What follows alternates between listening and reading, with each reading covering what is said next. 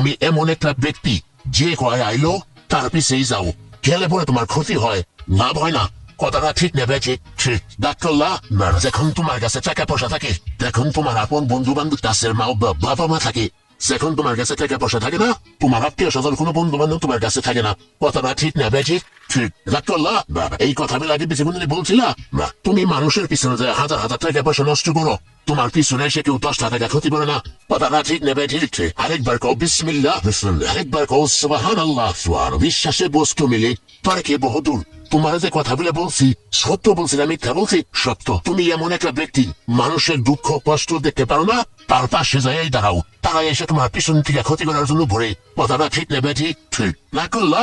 কিছুদিন আগে একটা বিপদে বসলা, অনেক বন্ধু বান্ধবের কাছে 10-20-50 হাজার টাকা হাওয়া চাইছ, তারা তো ফোন ধরেই নেই, তোমার সাথে এখন যোগাযোগ বন্ধ করে দিছে। কথাটা ঠিক নেবে ঠিক না করলা।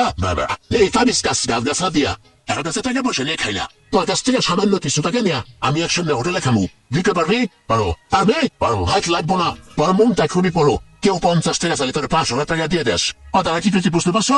আরেকবার কোটি বিসমিল্লাহ বলার সাথে সাথে তুই আমারে 500 টাকা দিবি, তোর এক টুকরা গাছ দিয়ে দামু।